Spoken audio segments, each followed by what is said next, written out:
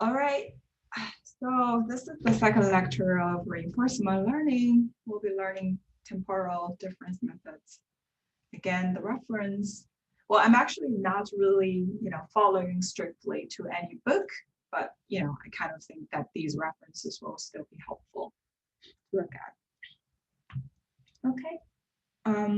So I would like to review Bellman equation that we learned last time very briefly, just to remind everyone, because I think it's the most important material last lecture. So in order to understand the Bellman equation, well, so first of all, what is Bellman equation, right? So Bellman equation is really a recursive relationship between the value functions for different states, right? So you have v of pi s. As I said, a value function is only valid when you define a policy. So this is under policy pi, you have the value function under state s, right? So you kind of find this recursive relationship down there on my screen. You have the v pi of s being equal to summation of the policy, right? Pi a given s. And then summing over any candidate reward and any candidate next state, and then some kind of model transition. This is the joint probability condition in S and A, and summing over the immediate reward. And of course, because we're doing like summation of all candidate ones, but this is going to be R. So it's the immediate reward and the discounting factor multiplied with, oh, this is a typo. I should have write the capital V here. Maybe that would cause some confusion to some of you. So this is a capital V. This is an obvious typo. Okay, so you can see this recursive relationship between the value functions from different states. Okay, all right, so based on that, we said, we did some simple math and finally come up with these two forms, right? This one and, so, first of all, what does this mean? This just means that, you wanted to marginalize out this joint, probability because one term doesn't depend on S prime and one term doesn't depend on R. So you can just do that. And it turns out, the value function of pi at state S is just, the summing over the terms over the policy, of course, condition on A, you're summing over A, the policy multiplied with this summation term. So this summation term can be, again, interpreted as the expected reward condition on the current state in action and some kind of transitioning of the value function from next state. Okay, so this is a very important Bellman equation. And now, we learn about the Bellman equation for the value function, state value function. But what about a state action value function, right? We know that there should also be a Bellman equation for that. Well, it turns out you can first have a Bellman equation between the state action value function as well as the state value function, right? So you can see this equation here is going to be a relationship between that, right? So sometimes people use that a lot. And now, if you write out the v pi of s prime in terms of, this quantity here, this is obvious by definition, then you can see this recursive relationship between the q function. So, I interchangeably say state action value function and q function, they're the same. Okay. All right, so now this is just a review of the Bellman equation. And of course, we said under this optimal situation where, the value function v star s and vq star s, so these are the optimal value functions. Under those optimal situations, you also have a Bellman optimality equation, right? So this is called a Bellman optimality equation. So, these are essentially a simple variation of the Bellman equation under this optimal value situation. So I hope there is no question, but if there is, we can have a discussion.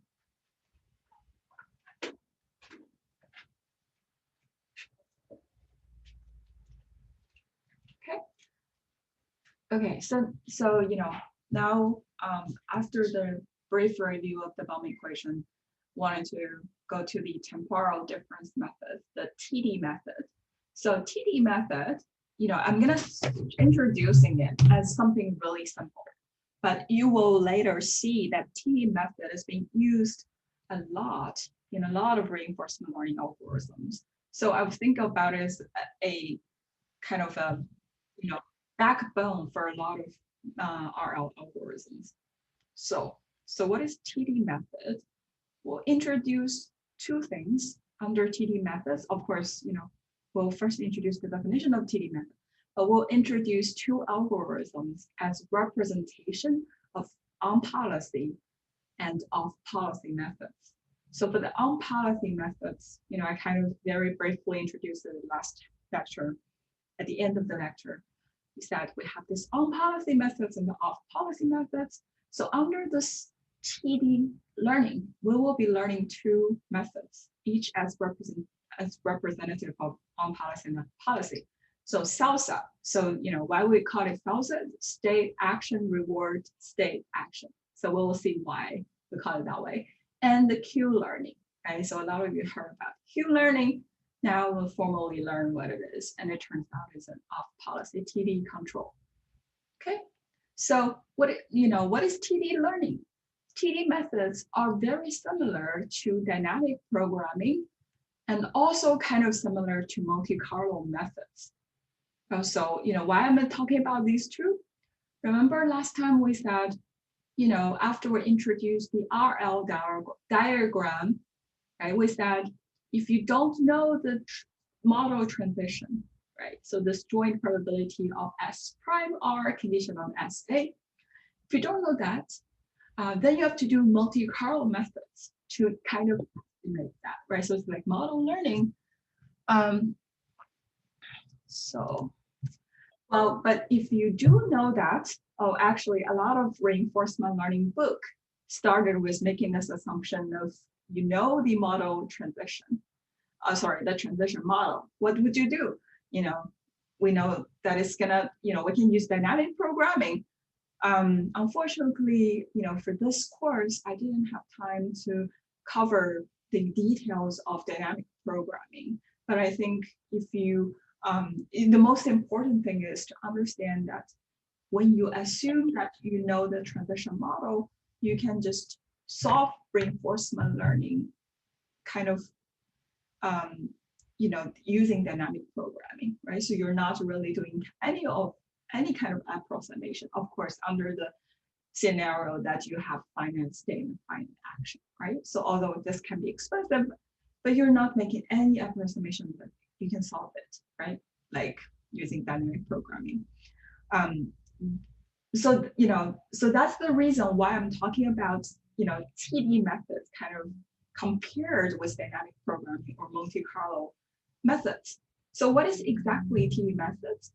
First, it is similar to dynamic programming because the TD methods actually update estimates based in part of other learned estimates. Okay, so now this might be a little bit confusion. Why this is, very similar to the dynamic programming, right? So in dynamic programming, I would actually wanted to spend some time talking about this. So let me go back to the Bellman equation here. So let's look at this last equation here. So I'm gonna mark it as blue. So this thing, the Q pi SA equals to this guy.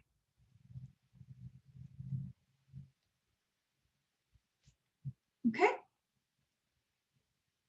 So if I look at this, right? So what does dynamic programming do? So first of all, I would know the transition model. What does that mean? It means that I would know this guy, correct?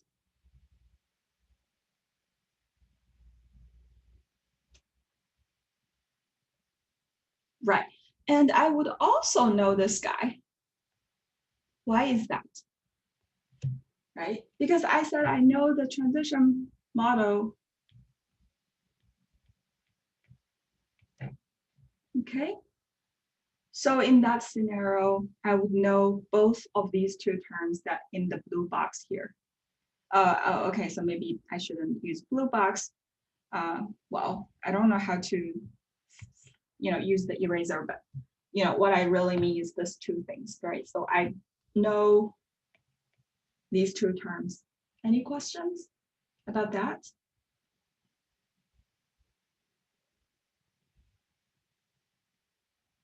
I recently learned that I have to pause for 7 seconds if I, allow anyone to ask any questions. Well, apparently I didn't pause for 7 seconds before, but I'll try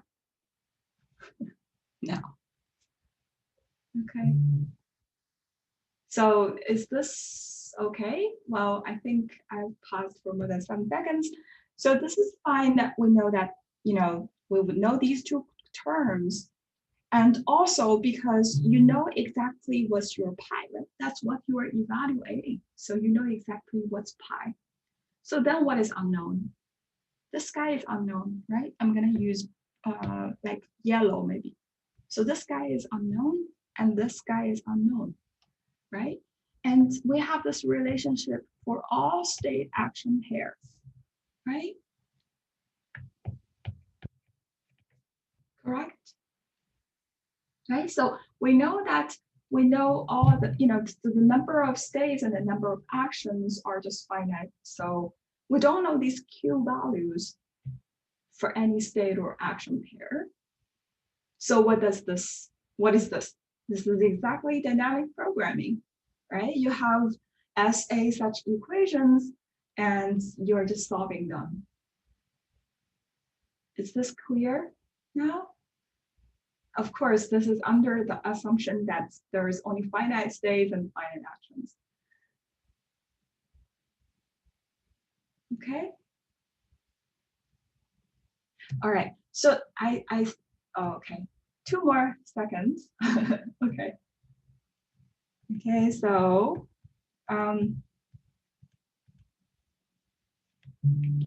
this is what I mean by, similar to dynamic programming. TD methods update estimates based in part of other learned estimates, right? So because in order to update your Q pi of SA, you kind of depend that on the Q pi of S prime A prime, right? Because you have this recursive relationship, right? Once you update this guy, this will be used to update the other guys for other SMA pairs.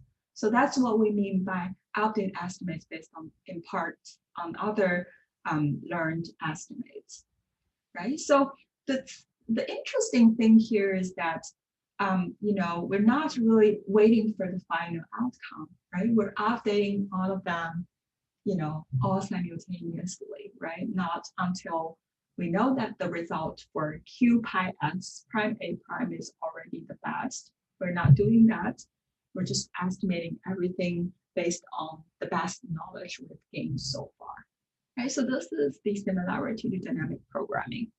Now, I also claim that is very similar to Monte Carlo methods because the TD methods can learn directly from raw experience without a model of the environment's dynamic. So this is exactly different from the dynamic programming methods where we know the transition model. Here we don't know the transition model, right? So then we will have to kind of use some kind of Monte Carlo estimation to estimate the knowledge.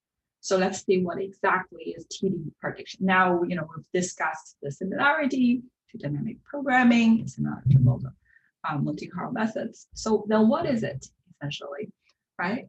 So TD methods only wait until the next time step to update the value estimates. And at time t+1, they immediately form a target and make an update using the observed reward.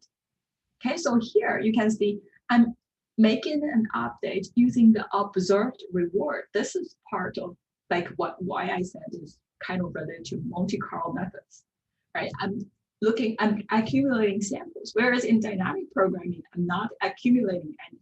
I'm just solving my equations, right? Because I already know the transition model. So I'm just solving my equations, which is not using any of the samples at all.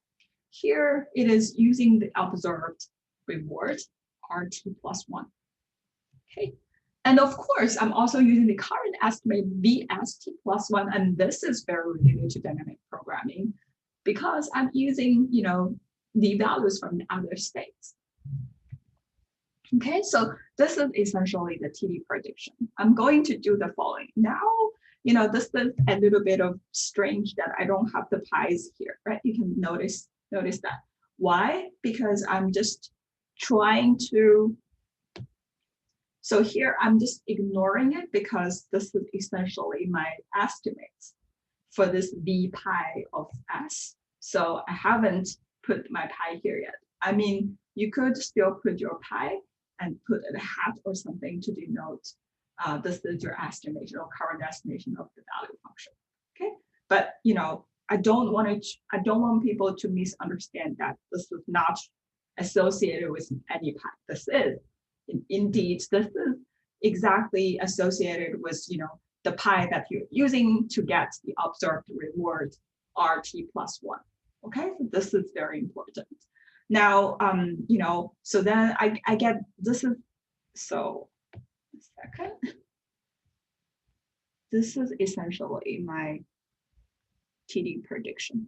Okay, so I'm just doing this update using my previous estimation of the value at state ST, right? So, and then, well, one thing that's really interesting, I think that might cause a little bit of confusion is, let's say if my ST is equal to S, okay, so this is a specific S, but ST is definitely a random variable. What this is really saying is the value, okay, just writing this. Oh, I can just use the white color as an eraser. Okay. Okay, so this just means V of S will be updated using our previous estimate of V of S plus, this thing, using a step size or like kind of learning rate, and then this update thing. So you see, I wanted to make sure people don't misunderstand, this ST is like, yeah, you might misunderstand this as like, I have my current value function at my time and, I somehow still use my current value function at my time, right? So this is a little bit confusing. What I'm really saying is because the TD method assumes that you are at some state at time t. So let's say that state is S. So this is really just saying that the value function for that state will be updated. Imagine that you have a table that is collecting all the values for a different state in action, or in this case, if it's V's and it's different states, then you're just updating the corresponding entry in that table. Okay, so so that's that. And then most importantly here, we wanted to emphasize this part. So what is this? First of all, the RT plus 1, as I said already, is just the reward you observe, right? And then the gamma is the discount factor. The value for ST plus 1, what is it? It is your current estimation of the value for that specific state. I don't know what ST plus 1 is, but it will be something else, right? Something S prime. You're going to use the value estimated at another state, to update the value for this state. Okay? And of course, now interesting enough is you wanted to minus the current value. Why do we do that? This is because Oh, I don't know how to. Do people know how do I erase this? Anyway.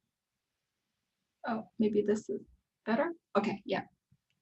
So one thing is why do we have this gamma Vs plus 1 minus Vst? Why do we do that? Right? So the reason is based on this thing. If the estimation is correct, what do I mean by that? It means that our estimation of the value function at state St and state St plus 1 is correct.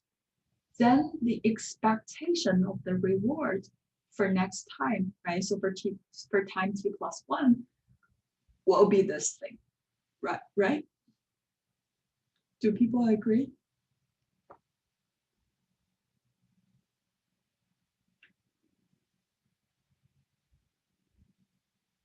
Think about the definition of VST and VST plus 1.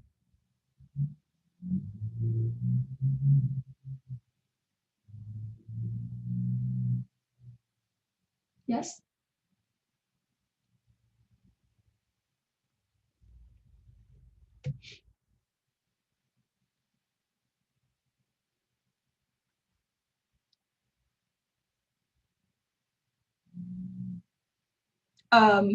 So I just saw the chat. It makes sense, but to clarify, VS0 is known.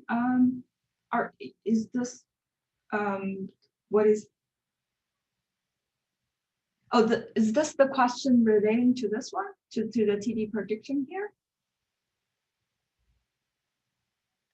Oh, I see. So you're thinking about the the initialization, right? So no, so VS0 will not be known, right? So think about this. I think we have some confusion here. I don't know how to get rid of this comments. Okay, maybe I can just use just using like oh no. I don't know. How should I do this? Yeah, I don't know how to. Okay, so let me use just a notes page.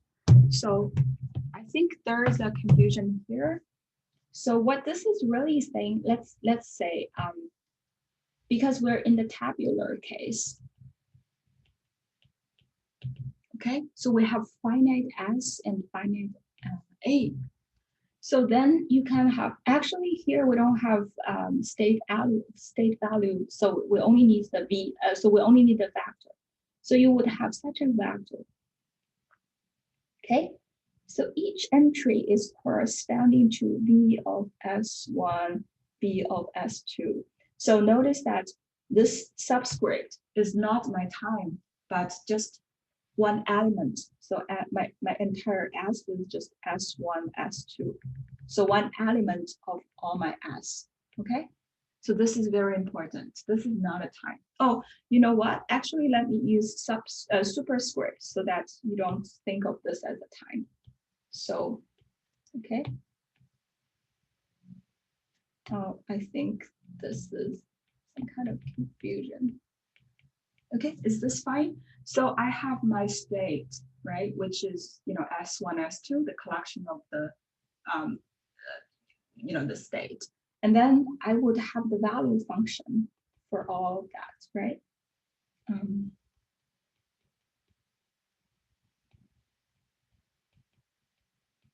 Okay, so this is a vector that is, collecting all my values at different states. So initially at time t0, I will initialize them. Well, I haven't really talked about how I initialize them, but let's say just, initialize them as something really large. Okay, so I may initialize them as like P max.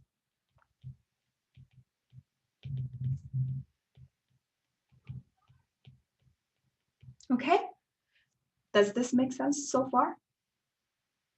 I'm not done yet, but I just want to make sure that what I'm saying here makes sense. I'm just initializing them. I don't know any of them. All right. So then what is the TD learning doing? TD learning is just saying V of ST will be updated using V of ST plus alpha of RT plus 1 minus gamma of V ST plus 1. This is plus or minus. Let me see. Plus, right? Is this correct? Am I doing something wrong here?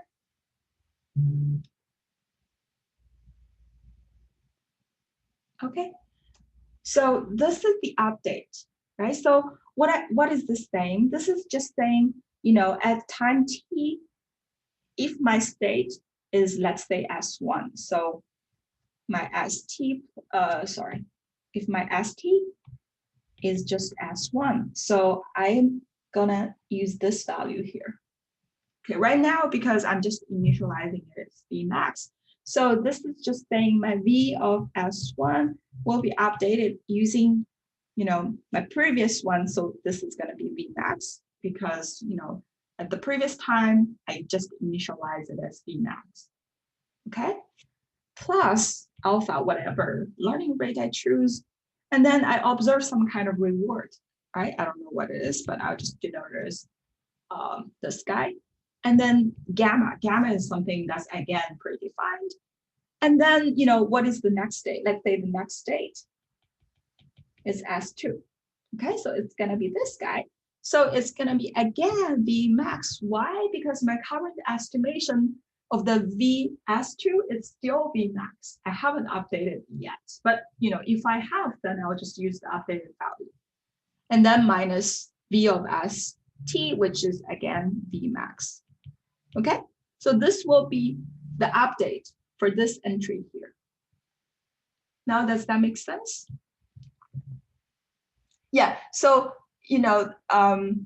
right, so so I guess the confusion here is that, we might be thinking that we're actually doing some kind of, according to time, you're just updating the value, but no, it is really just at some time you happen to be in which entry and you just update the value for that entry, right? So you just have like a vector in your mind, essentially in your code, you would have like a vector that is memorizing all the values, your current estimation of the values. I hope this is clear. And of course, you just do that again and again until converges. Okay.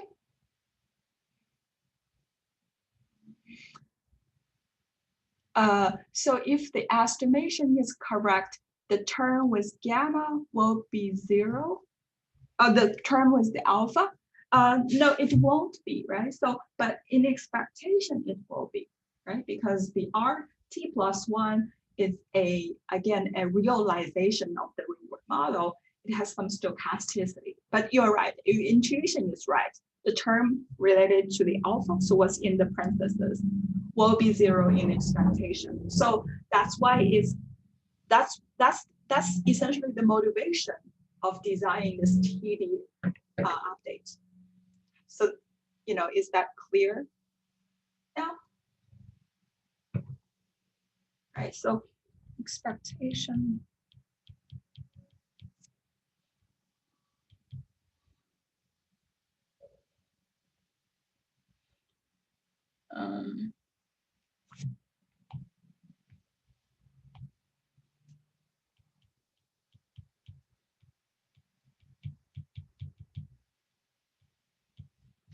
Right? Okay. So let me go back to my slides. So now is this, wow. Something, can you guys still hear me? Hello? Yeah, we can still hear you. Oh, okay. Screen's just bugged. Yeah, what's going on?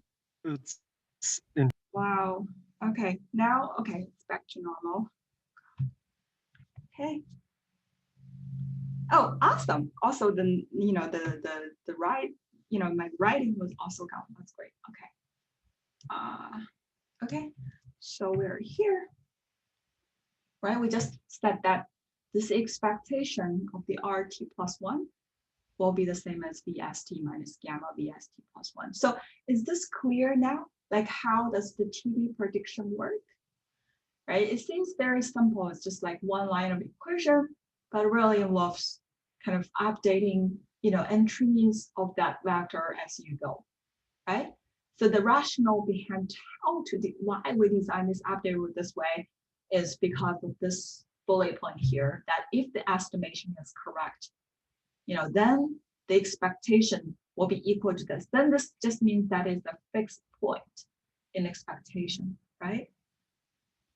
Right? Because if you converge to an optimal solution, and then in expectation you would stay there. But of course, because of stochasticity, you might still, fluctuate a little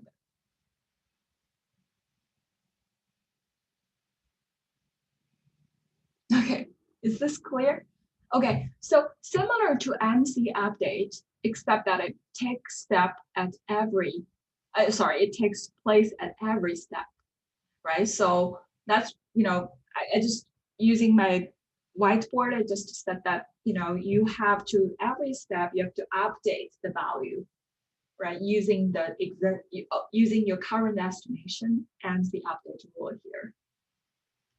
Of course, also using the observation, because this is RT plus 1 is how you are updating.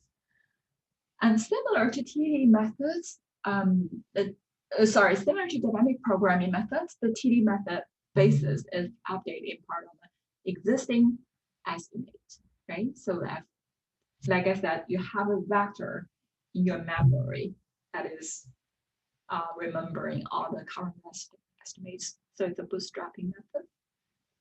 Okay, so I'm gonna pause for 7 seconds to see if there's any other questions. Oh, there is some question on chat.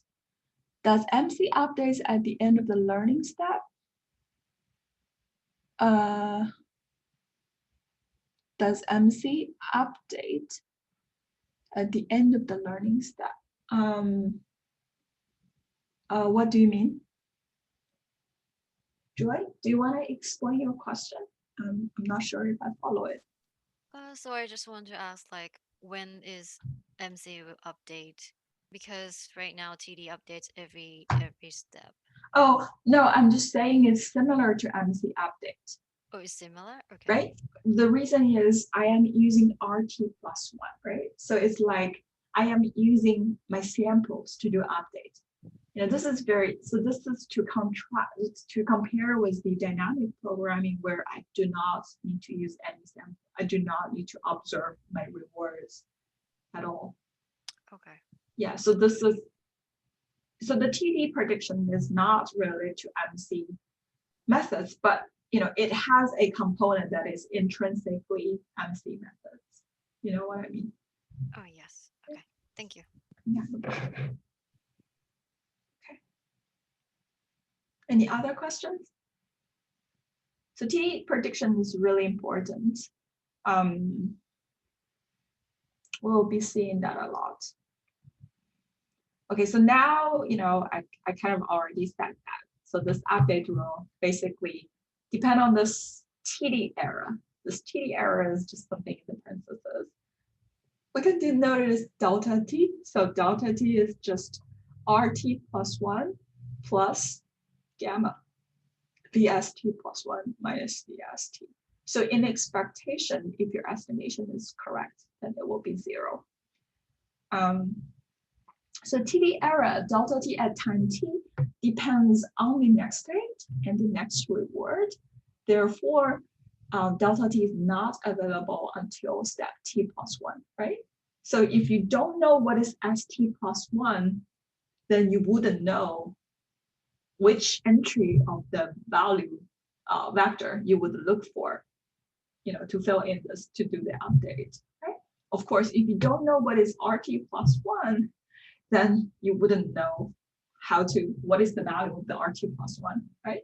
So that's why this delta t is not available until step t+1.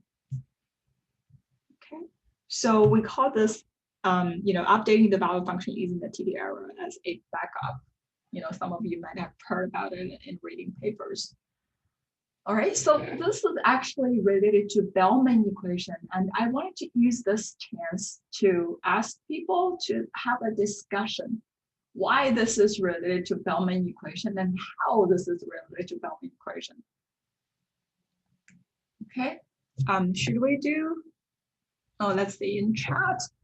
That's basically saying that we don't know the error until we take an action from the current state. Yeah, true.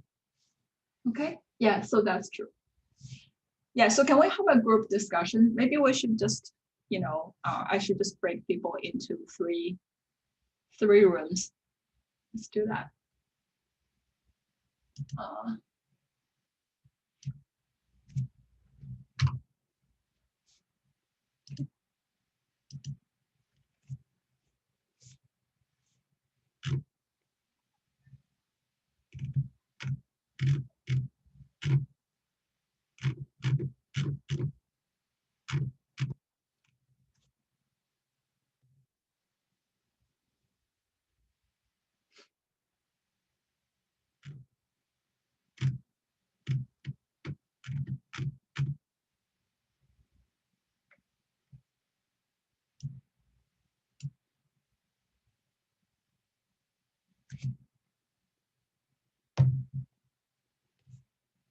Let me go back to the slide of the Bellman era, maybe.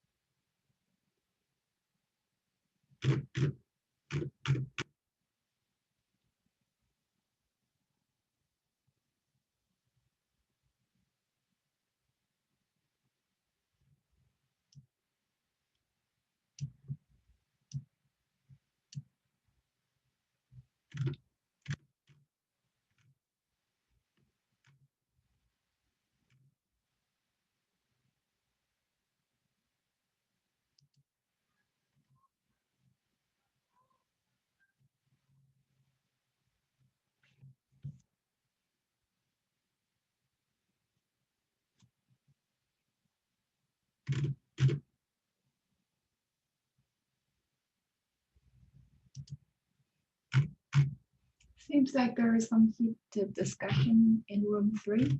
Most of them are still there. Okay, let's see who wanted to represent group 1, room 1. So room 1, we have Aviva, Christine, Juan, Michael, Mingwei, Molly, Zach, Sijin. Who wanted to be the representative of room 1? So I actually already put this slide up. This is just a reminder everyone what is Bellman equation. And I also put the TD update here. The TD error here says gamma this is R. So forgive my handwriting. This is RT plus 1 plus gamma VST plus 1 minus VST. So who wanted to represent room 1?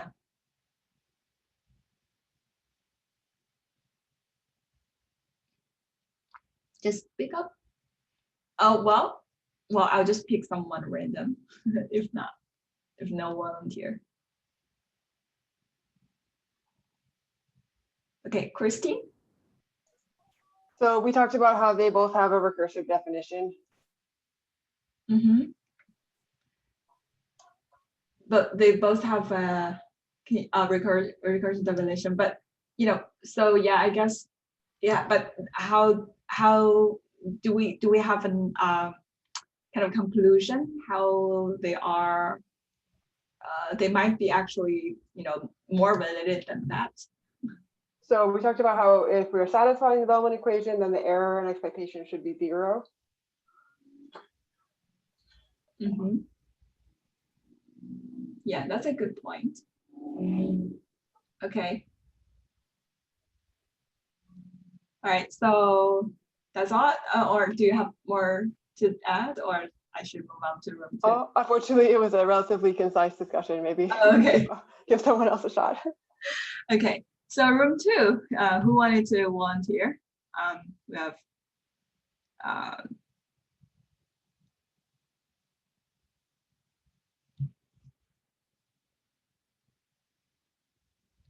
Abhilasha, Jahao, Joy, Kyle, Ariel.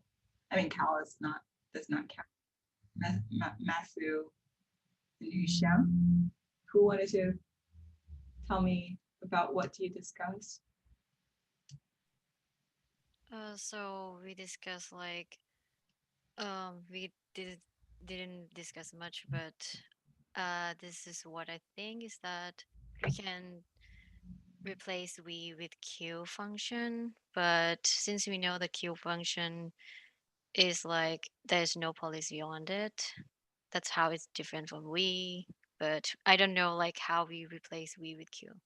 I just Or what is the incentive for replacing V with Q? Why would that help us understand that? Like, I guess since I asked that question, you might guess there is a similarity between the TD update and Bellman equation. Mm, Well, we do have a Bellman equation for V, right? yeah. Okay, so So it's just like without policy, you can do with any action. I mean, with the Q, we specific choose a, like without policy, we could like do with a that we specific. okay. Well, I have a question now then. For either the Bellman equation for V, Bellman equation for Q, or the TD update, is any one of them not involving a policy? Not evolving. What? Sorry. I am just asking for the 3, right? So we have this, Yes, these three we have the equations. V, but the Yes. Q, but this. Yes. Is any one of them not evolving a policy? Evolving policy. Reward thing. Yeah, well, so I wanted to clarify. So for the V pi of S, I mean, apparently this involves the policy, right? I mean, this is basically saying Yes. you know, here, like pi a given s, Right. right? And for Q also involves a policy because you can see that here, right? Oh, right. Right. So for the TD update, I have to emphasize that this also involves a policy because you are implementing your policy to get Reward. the reward from the current state or as well as transitioning to another state. Okay. Yeah, so Okay, that all makes of them, sense. yeah, all of them involve a policy. Policy. Yeah, okay. So maybe we can move on to room 3. I know that you guys are having a little bit longer discussion because many of you were still there when I was trying to close out the break room. So any volunteer? Come on. I think we had the converse of what Christine said. Like if you look at V and the last line, if the error and expectation, like if you take the expectation of the error, you get something that shows up in the. Which last time are you? Or you're talking about the sketch? Are you talking about this line? Yeah, that line. Okay. Say that again. Sorry. If you take the expectation of the TD update error, it looks like a portion of the V formula. And so if the error and expectation is 0, then you get the same thing. It cancels out and you get V pi. So let me try to understand if I try to rephrase what you said to see if I understand what's the discussion in your group. You're saying it seems like if I take an expectation of my TD update, I couldn't get exactly this Bellman equation from V. Is just part of that. Is that right? Like there seems to be a discrepancy between these two.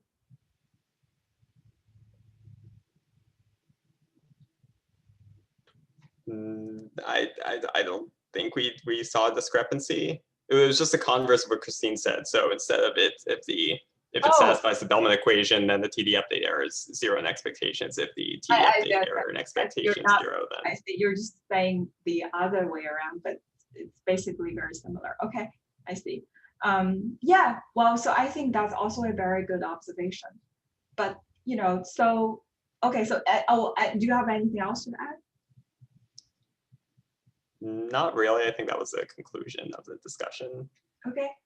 So first of all, I wanted to say, there is a very close relationship between, the Bellman equation for V and the TD update.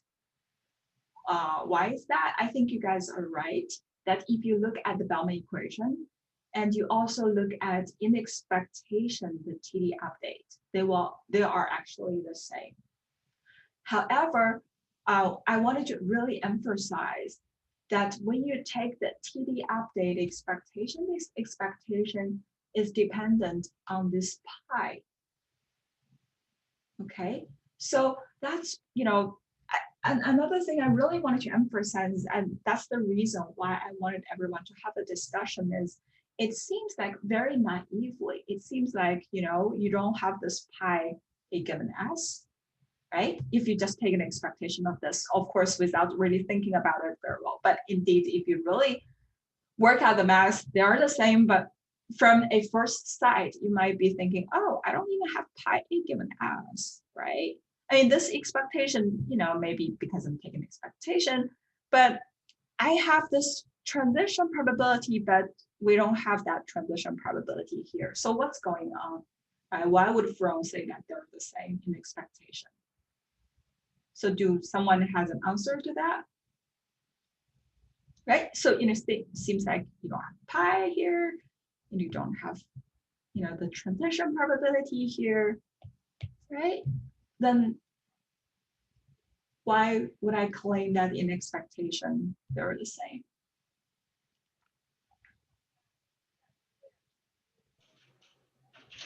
Well, I guess the probability for each state is determined by that transition function. So that's like what our expectation, like the value is the TD and then the probability is the transition. Exactly. And this is, essentially the idea of sampling, right? If you are just following a policy pi, which is the same policy as in this Bellman equation, you're just following that policy in your TD updates. Then whatever you're accumulated, the sample would actually be conforming to that policy. Conforming to that distribution, the underlying distribution, right? Because the samples are generated from that probabilities. So that's why, when you're doing TD updates, you're essentially doing like a sample-based kind of like a sample, the stochastic version of this Bellman equation, essentially, right? Of course, you have this, you have this term. So, if it's a Bellman equation, then you don't have like, this V pi, So you don't have this V pi s is equal to V pi s plus some alpha, this guy, right? You don't have that. So, but this one is essentially saying the TD update is like, I don't want my update to be too aggressive. I wanted to use my current update and just update it, more moderately, right? Using kind of my current update and then, with this alpha plus this what's in the parentheses. Okay, so that's the only difference. But in expectation, they're really the same. You can think about a TD update as a stochastic version of your Bellman equation, right? And then, I think usually what confuses people is you don't have this pi's and there's, this transition probability, but really you're observing, so for example, for this transition probability, because you are observing this ST plus 1. So overall, what you're observing are really just the estimation of these probability, right? And also similarly here for the RT plus 1, it's kind of like a stochastic version of this expectation of R given SA, right? Of course, you're not, intrinsically just, summing over all the pi A given S, but you're following this policy, right? So essentially in expectation, they're the same. Okay, so that's, something that I really wanted to emphasize. And indeed, in a lot of like later lectures, like, or like when you're reading RL papers, you will see this a lot, right? So you would see this stochastic version of these, which are related to some Bellman equation a lot. Okay, so hopefully this is clear. I'm sorry, I have a question here. Yes, go ahead. I'm just wondering, in the TD update, there actually is a scaling alpha. Yeah. So we just said that if we take expectation over the update, then it's gonna be the same with Bellman equation here.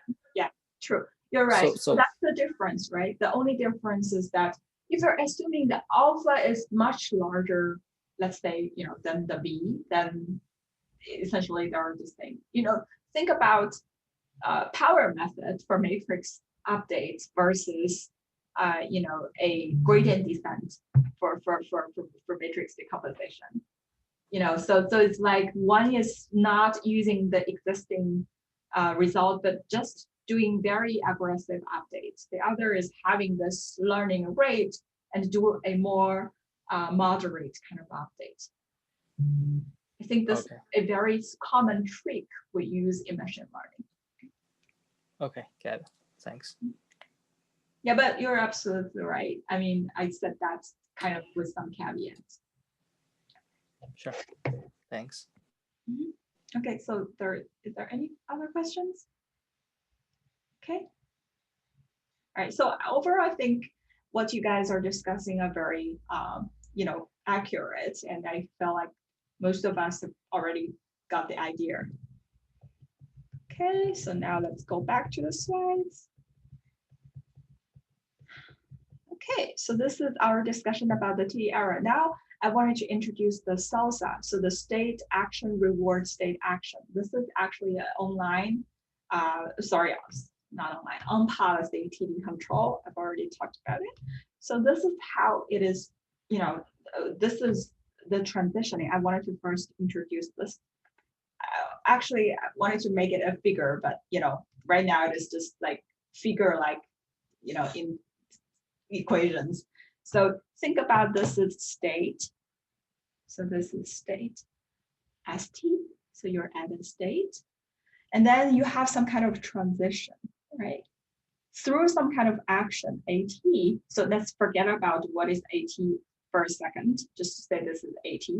So you are ST, you get you implement an AT and you get a reward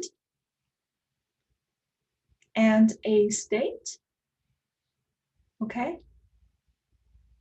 And then you get another action, you have another action, which is AT plus 1.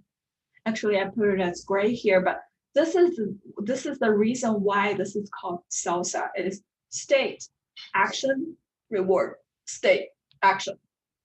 Okay. So this is, I think this name is kind of interesting.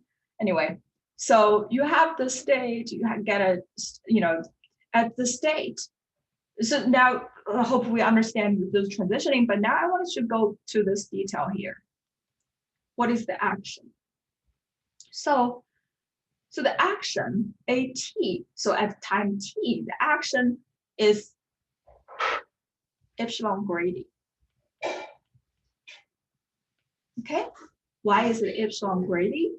With probability epsilon, it is a random exploration. So I just take a random action, right? Whereas with 1 minus epsilon probability, I will take argmax of my current estimation of Q. Okay, so this is basically a greedy method, right? Because I wanted to find the action that would maximize my Q function. So this is the greedy. Is this clear? Okay, so now with this epsilon greedy policy, I'm actually getting a reward, RT plus 1, and getting a state, ST plus 1. Okay? And then they're interested in here, after I do that, at time t plus 1, I again take an action. And now this action is also epsilon greedy. Okay? So is this clear? I mean, how the transition is. Okay, so now I haven't really go into the analysis here. So one thing I really wanted to emphasize is that, since I said this is the on-policy TD control, you must, it's very obvious that what I am actually executing or implementing is an epsilon greedy policy, okay? This is what I'm implementing because, you can see the action is really taken and it is taken according to a epsilon greedy policy. So, since I said it's an on-policy TD control, then you must be able to infer that we are actually also evaluating the value of an epsilon greedy policy. Okay, so that is very important. For the SARSA, usually in the conventional, like vanilla sense, you are executing the epsilon greedy policy, but you are also evaluating epsilon greedy policy's value. Okay, so that's that. And also the reason why we're using epsilon greedy policy, I mean, this is the own policy, right? So the reason why we're using it is because of this dilemma between exploration and exploitation we talked about at the beginning of the RL lectures, right? So you want to balance between exploration and exploitation, right? With this random epsilon probability of random action, you're kind of exploring around, whereas the exploitation is really like, using your current knowledge, you want to find the best action. So with probability 1 minus epsilon, usually epsilon is pretty small, right? Like 0.1 or something like that, right? So with this kind of 1 minus epsilon, pretty high probability, you are kind of trying to exploit, right? You wanted to find the best action that will give you good rewards and good return, okay? So this is the balance between that. Of course, the epsilons, the epsilon is some kind of user's choice, right? You can select your epsilon to satisfy your needs. And the SARSA again is learning the Q function of an epsilon greedy policy. So this is how the update, right? So this is QSTAT. So this is again an estimation. And that's why I don't have the pi here. And essentially this pi is an epsilon greedy policy, right? So we have this QSTAT updated using, again, the current estimation plus the alpha, right? So this is again a TD control, right? The TD update. So now what is the TD update here? Instead of using V, we're actually using Q here. So it's again RT plus 1, right? Which is the same as this TD error we've seen. And the gamma QST plus 1 AT plus 1 minus QSTAT. So what I really want to emphasize here is that you actually implemented your policy, your greedy, your epsilon greedy policy to get the ST plus 1. Okay, and you're actually also implementing the AT plus 1 at time.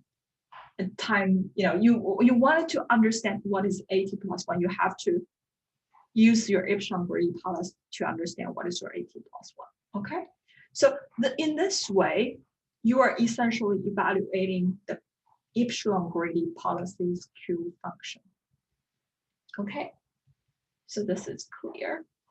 Well, since we've had a very detailed discussion about the TD update, I think this update is kind of obvious, right? It's just replacing the V with the Q here. So now this update is done after every transition from a non-terminal state. So if ST plus 1 is terminal, then you can just set the Q values for ST plus 1, AT plus 1 to be 0. That's just a convention. This is just to cover some corner cases.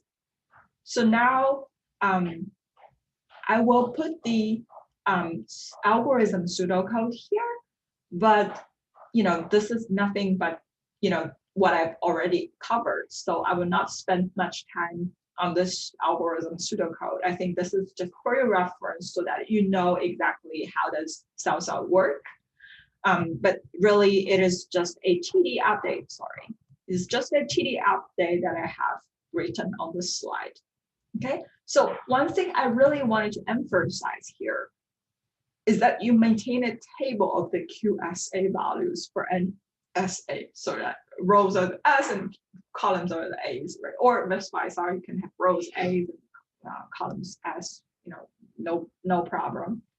Okay, so I guess, I just wanted to very briefly describe it. You take an action A, you observe R, you observe S prime, and your action is taken using an epsilon greedy kind of way, right?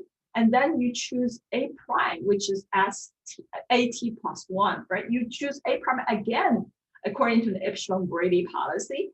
And, essentially this algorithm pseudocode is just a recap of what I draw on top of my slide in the next slide, in the previous slide, right?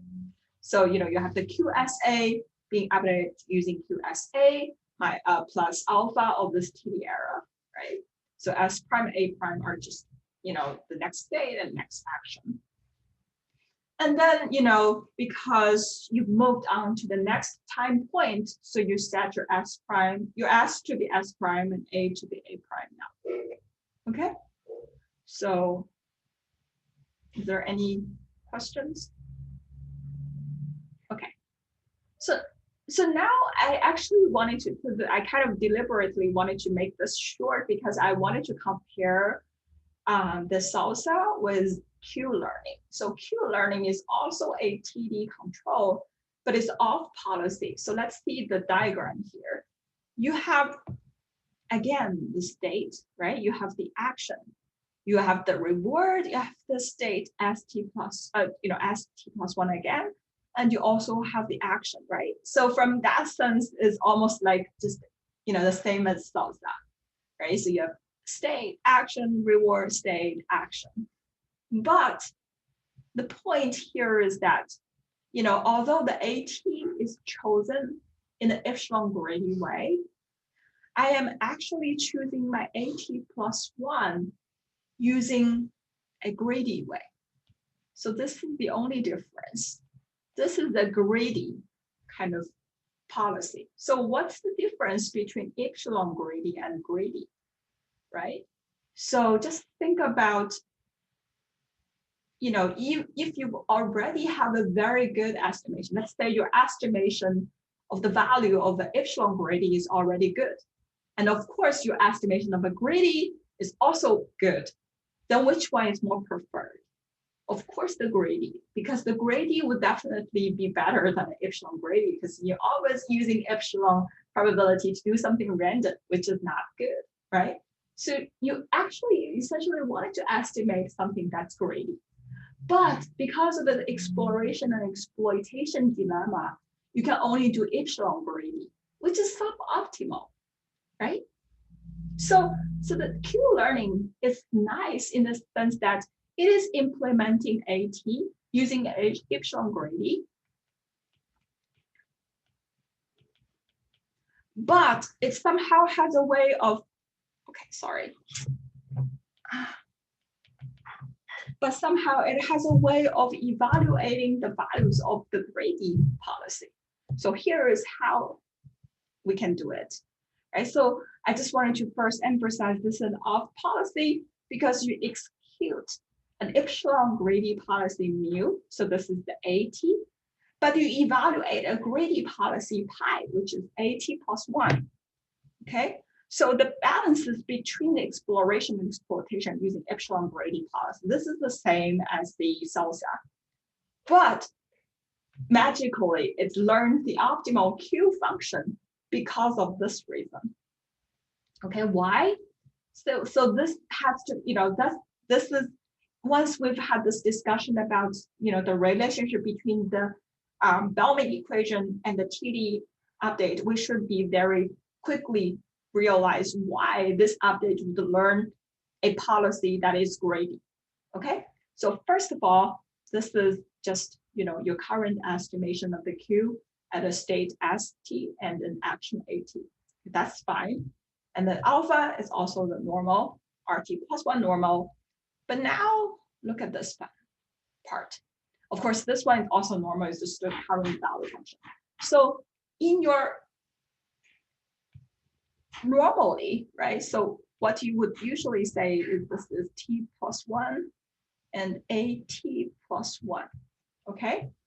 So we said, this is like a stochastic realization of, a Bellman equation. Or Bellman equation is like an expectation, right? Here, you're like doing some kind of sampling from that Bellman equation. So you can see, if I do something like this, then what is really the policy I am assuming, right? It is assuming the greedy one, okay? Because I'm assuming that my transitioning, you see, I'm assuming that this Q, my transitioning is using this AT+1, which is a greedy policy. So think about that for a second, right? Because I'm doing this maximum of A prime. So I'm selecting my AT+1 using the greedy one. And that's why if I do this, then the values that I'm converging to will be the values for a greedy policy. Although my RT+1 is evaluated using an epsilon greedy policy.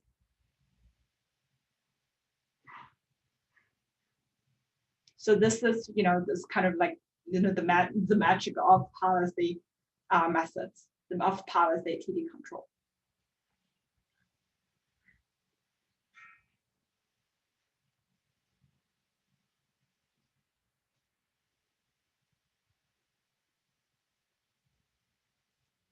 Okay, so it's essentially using a different transitioning or a different policy,